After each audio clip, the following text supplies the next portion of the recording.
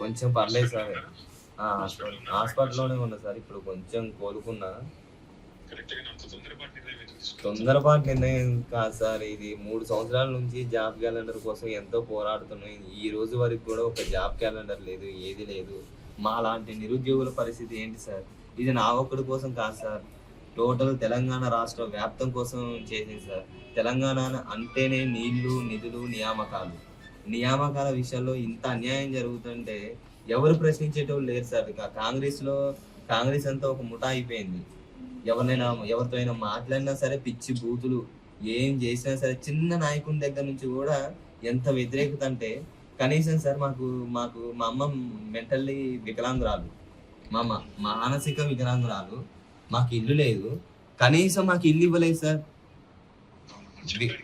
వికలాంగురాలు కోటాలో ఇల్లు ఇవ్వకుండా ఎట్లా సార్? మా అమ్మ 17 సంవత్సరాల నుంచి మేము ఇబ్బంది పడుతున్నాం. మాకు అంత దారుణమా సార్? మరి నేను ఆ రోజు నిర్ణయించుకున్నా, ఏదో ఒకటి సాధించాలి, జాబ్ కొట్టంది నా లైఫ్ మారదు అనేసి నిర్ణయించుకున్నా. నాతో ఎవరున్నా లేకపోయినా నేను జాబ్ క్యాలెండర్ కోసమే నేను చచ్చిపోయే సార్.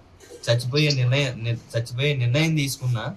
ఒకవేళ నేను బ్రతికుంటే దానికోసమే పోరాడదాం అనేసి డిసైడ్ అయ్యా.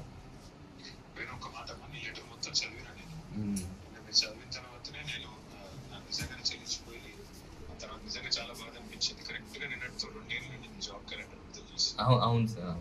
అందుకే నిన్న ప్రెస్ మీట్ పెట్టి కార్డుగా మా వేణు రాసింది సూసైడ్ నోట్ కాదు, ప్రభుత్వం మీద ఛార్జ్ షీట్ అని చెప్పి గట్టిగా మాట్లాడినా. నా రిక్వెస్ట్ అలా ఒకటే, బతుకుని పోరాడాలి కానీ చచ్చిపోయి సాధించేది ఏం లేదు. నేను అదే అనుకున్నా సార్. కానీ ఈ కాంగ్రెస్ వాళ్ళు బ్రతకనియట్లేదు కదా సార్. ఏం కాదు, ఉన్నాం కదా నీకు అంతగా ఉంటుంటే. అంటే ఈ రోజు అంటే మీరు మాట్లాడారు సార్. ఇన్ని రోజులు నాకు ఎటువంటి ధైర్యం లేదు, ఎటువంటి అవకాశం లేదు, ఎవరితో మాట్లాడదామన్నా భయం. అసలుకి కాంగ్రెస్ వాళ్ళు పై స్థాయిలో ఉన్న వాళ్ళు ఏమో లేదు సార్, కింది స్థాయిలో ఉన్న నాయకులు వాళ్ళు రెచ్చిపోయే విధానం అసలుకి ఎంత దారుణంగా ఉంటుందంటే అసలుకి వాళ్ళే కలెక్టర్లు అన్నట్లు ఫీల్ అయిపోతున్నారు. అంటే పరిపాలన వికేంద్రీకరణ అనేది సరిగా లేదు సార్. అసలుకి ఈ వ్యవస్థలో అసలు వ్యవస్థే సరిగా లేదు సార్. ఎంత దారుణంగా ఉందంటే అసలుకి మేము ఒకసారి డిశ్చార్జ్ అయిన తర్వాత డిశ్చార్జ్ ఇంటికి వెళ్ళిన తర్వాత నేను ఖమ్మం వస్తాను, ఖమ్మంలో కలుసుకుందాం. తప్పకుండా నువ్వు అన్నట్టుగా జాబ్ క్యాలెండర్ కోసం వీళ్ళు ఇచ్చిన హామీలు అమలు చేసిందని పోరాడే దానిలో మేము మీకంటూ అడుగు ముందుంటాం, మీ అందరికి అండగా నిలబడుతున్నాం. ఆ విషయంలో కన్ఫ్యూజన్ అవుతున్నాం. రెండవది, నేను మాటిస్తున్నా, నువ్వు నీ సూసైడ్ నోట్ ఏదైతుందో దాన్ని ఖచ్చితంగా అది మళ్ళీ అందరికి, తెలంగాణ యూత్ అందరికి లాభం జరిగేదాకా నీ తరఫున మొత్తం పార్టీ, బీఆర్ఎస్ పార్టీ కొట్లాడుతుంది, నీతో పాటు ఉంటుంది.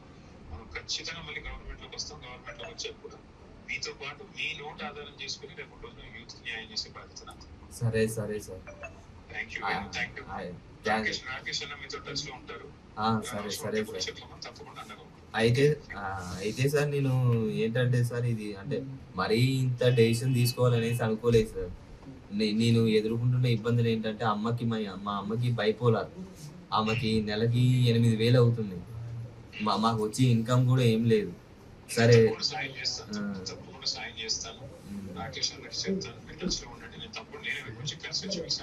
సరే సార్, మీరు ఒకసారి అయితే కంపల్సరీ కలవాలి సార్ నన్ను. నేను సరే sir, okay sir. Thank you sir, thank you so much sir.